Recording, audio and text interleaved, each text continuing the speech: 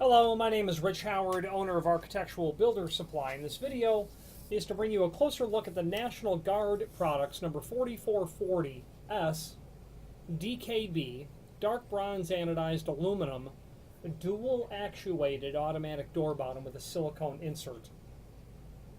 This 4440S is, in my opinion, an upgrade to the standard automatic door bottom, which an automatic door bottom is already an elegant and upgraded sort of way of sealing the bottom of the door. The 4440 from National Guard takes it to even a higher level of a refinement, and we'll get into that in a moment. So 4440S, the 4440 is representative of this being a surface-mounted, dual-actuated automatic door bottom. The S means that the seal material is silicone. It's a silicone insert, and you can see from the profile of the item that you'll have a tremendous amount of surface area there when it drops down and seals.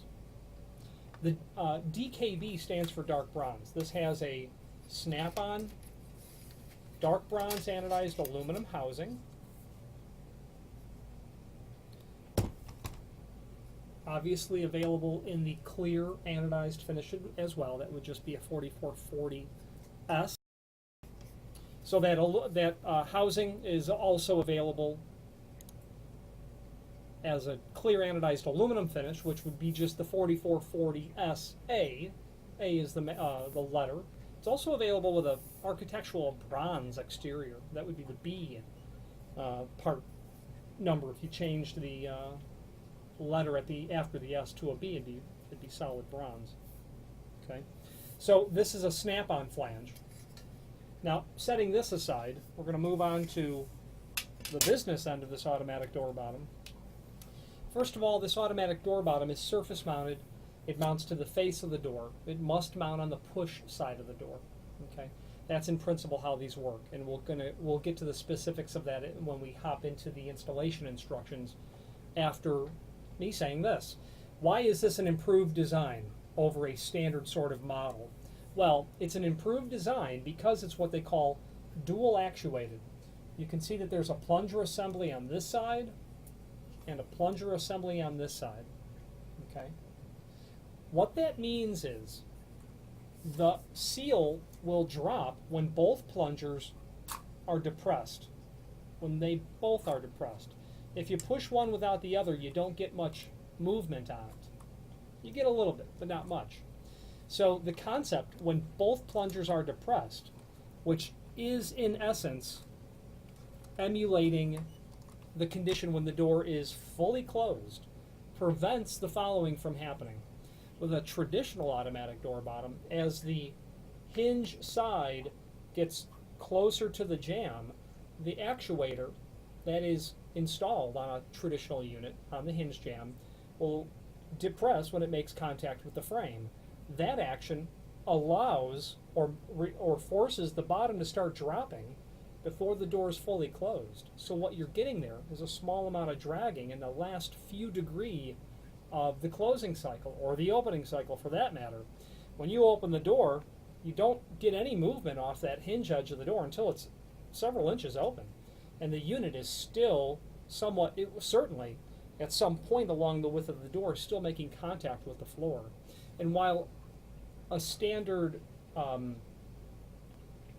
automatic door bottom is an elegant solution, a dual actuated model simply, like I said earlier, takes it to a higher level of refinement. It's a smarter unit. It really only drops when the door is closed, and that's the exact condition that you want to accomplish with such a piece of hardware. So let's go over the rest of the particulars of this, and then we'll move on to the installation aspect. Again, dual actuated door bottom with a silicone insert, which requires a connection between, or a contact between the hinge side and the lock side. Available in several different lengths. You can get this from 2-foot models all the way out to 8-foot models. So while it's certainly unusual to have a 60-inch wide door, it's not unheard of. And very traditionally, doors like that certainly need some help. Excessively wide doors need a lot of help in a dual actuated design, which is inherently why National Guard makes them for such wide doors, because the traditional design would be somewhat of a failure because of what I'm trying to say is how wide the door is. The further you've got to get the outside edge of the door pushed closed in its arc of closing, accentuating the inherent design flaw of a regular single actuating automatic door bottom. Maximum drop is 1/2 of an inch on these, so keep that in mind when you're designing your door, your floor, your undercut. Typical automatic door bottoms have a greater drop, 3/4 inch, 7/8, sometimes a 1 inch. This is at the very small end of a 1 inch sort of drop, so again, keep that in mind. Primarily aluminum construction. There's going to be some steel on the inside of here with the bolt and the flat springs. Gray is the color of the silicone, as you can see. This model, of course, features that dark bronze nosing cap, furnished with screws to allow you to get it installed, and the installation is real straightforward. There's just holes drilled in the very top of the flange, so you can see one there, and the third hole is concealed by the taped on screw package. Okay.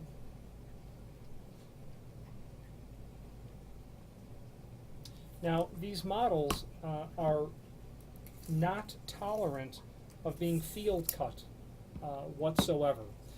So much so that if you order a 36-inch model, they will come shipped out at 34 5/8.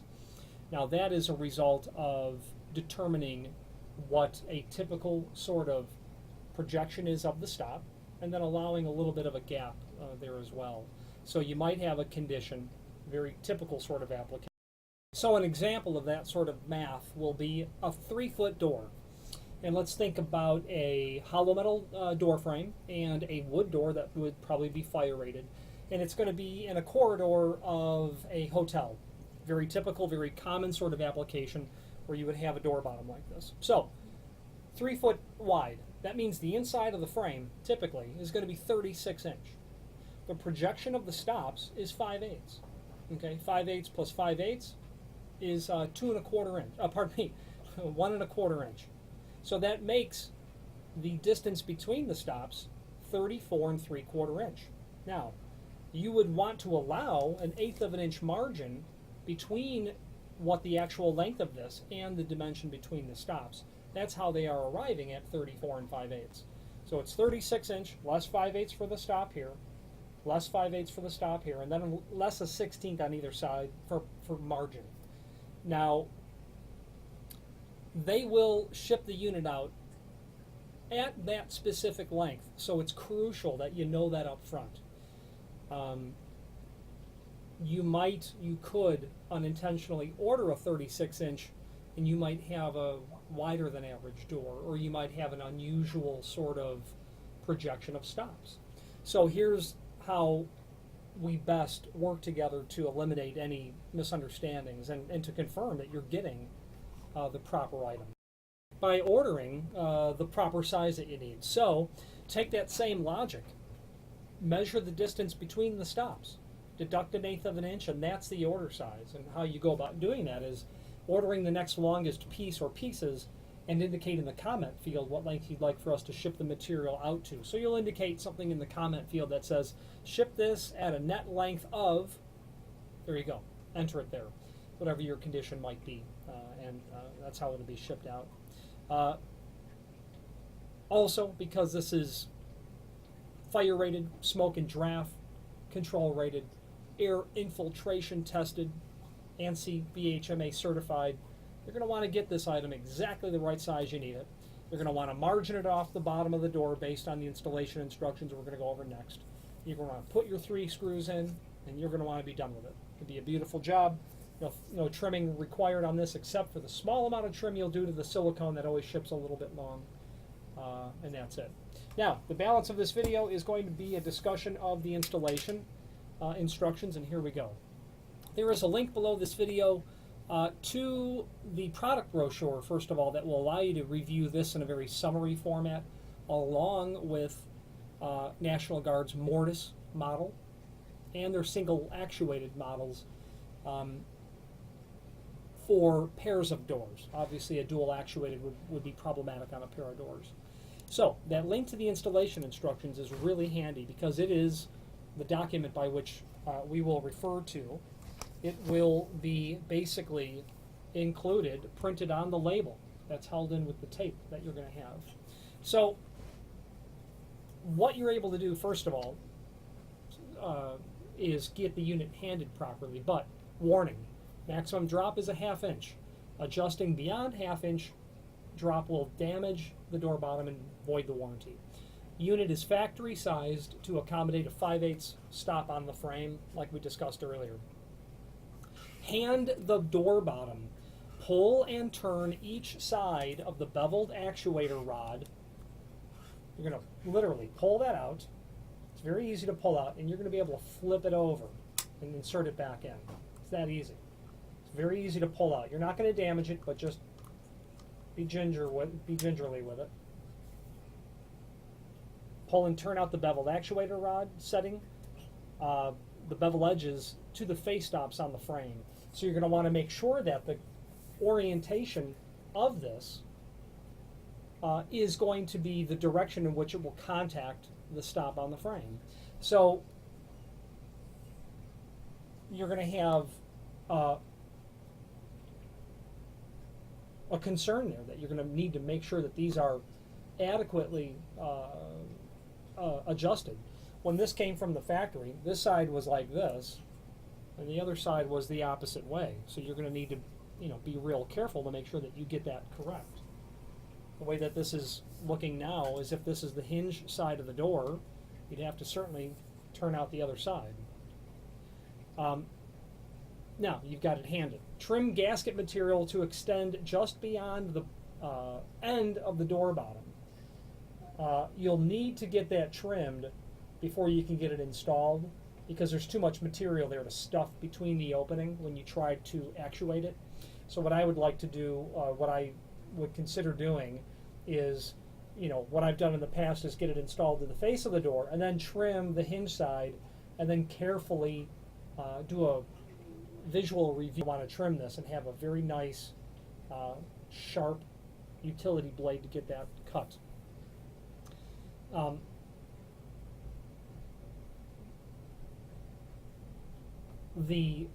Keep in mind that you've only allowed a 1/16 of an inch gap, so you're not going to have a tremendous amount of room for that to seal in there, so it will have to be trimmed.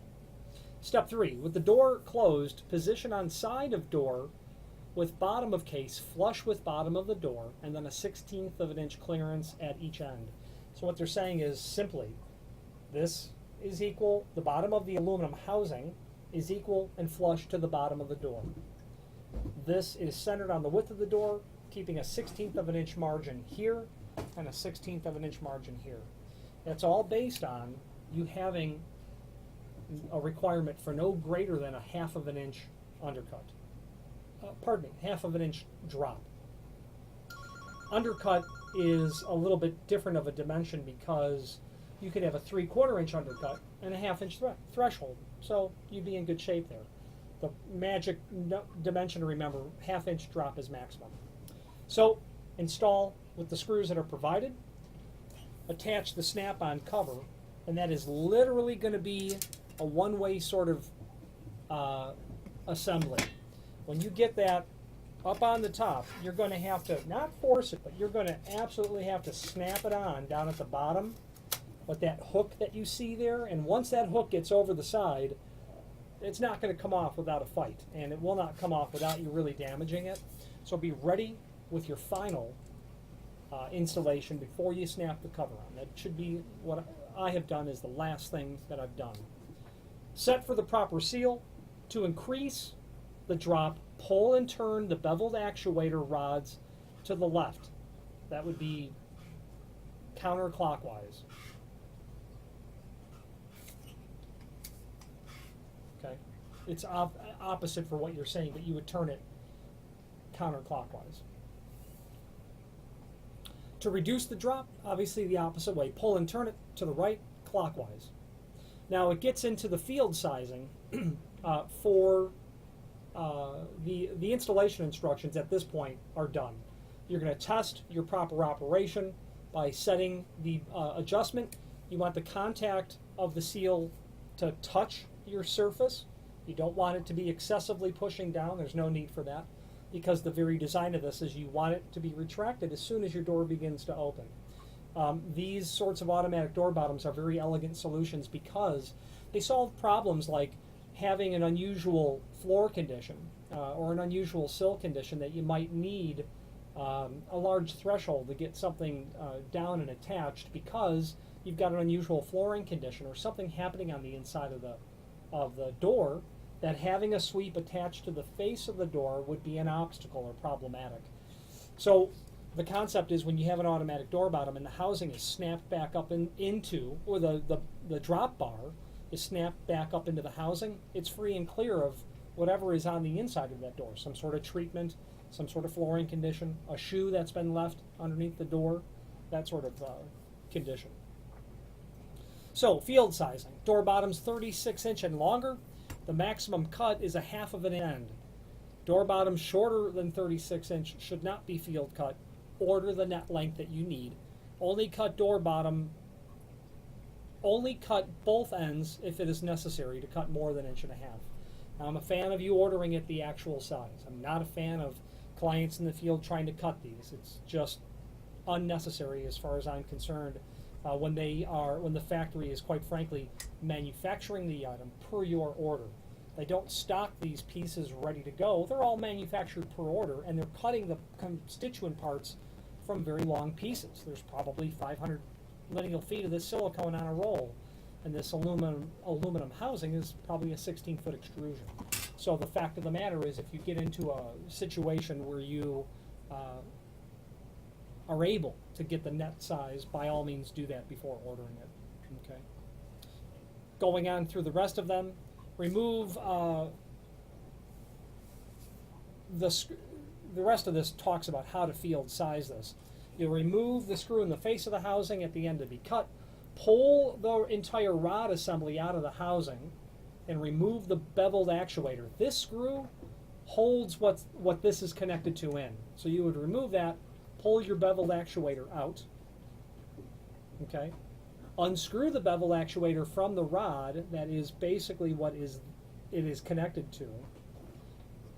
Slide the gasketing clear of the end to be cut. That means pull it out the other way.